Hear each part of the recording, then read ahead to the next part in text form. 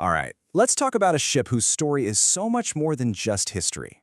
We're stepping aboard the legendary RMS Queen Mary. Now, this isn't just a story about a famous ocean liner.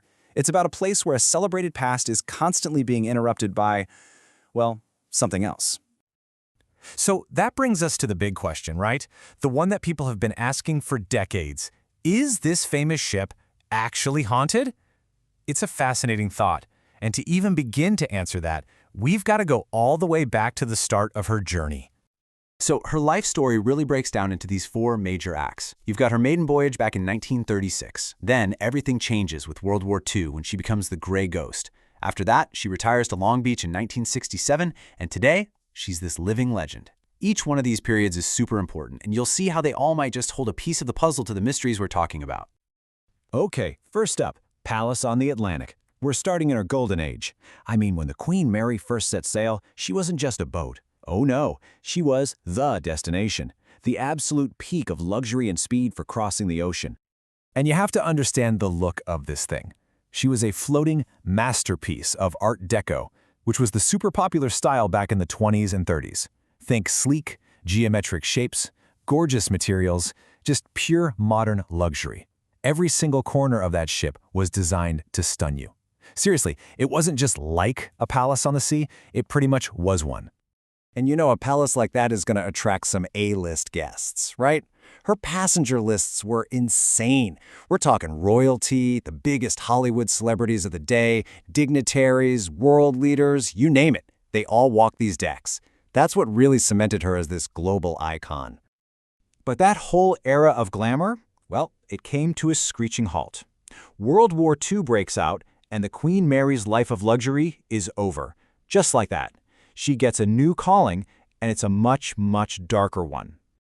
And the change was wow. I mean, just look at this. The floating palace becomes a troop carrier. All that luxury stripped bare.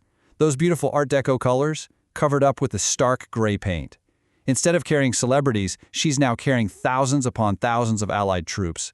It's no wonder she got a new name, the Gray Ghost. All right, so after the war, she did go back to being a passenger liner for a while. But by 1967, her sailing days were pretty much done. After 30 years at sea, it was time for retirement. But her story? Oh, it was far from over. So, she found her final resting place in sunny Long Beach, California. In 1967, she docked there for the very last time. And that's where she started this whole new chapter, going from an active ship to a permanent, living piece of history. And today, her job is totally different. She's inviting all of us to step back in time. You can actually stay on her as a hotel, in the original staterooms. Or you can take a tour, see the exhibits, or just walk the decks and soak in the history. She's a monument, but one you can really experience.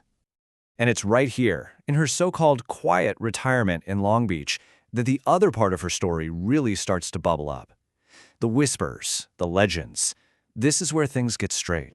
It all started with these little whispers, Both guests and the people working there started reporting things, unsettling sounds, like hearing the unmistakable sound of footsteps on the metal floors, clear as day. But when they look, the corridor would be completely empty, chilling. But maybe the weirdest, and definitely one of the most famous stories, is about the first-class swimming pool. For decades now, people have sworn they've heard it, the faint sound of a child laughing.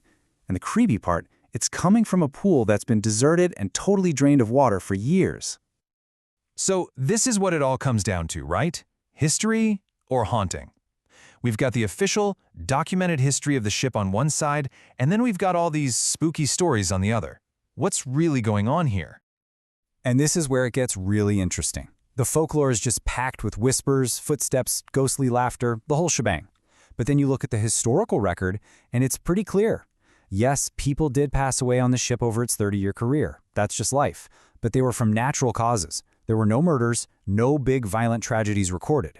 And that's the key, isn't it? Ghost stories usually need some kind of tragic event to get started, but the Queen Mary's official logs, they just don't have one. Which makes you wonder, where are these stories coming from?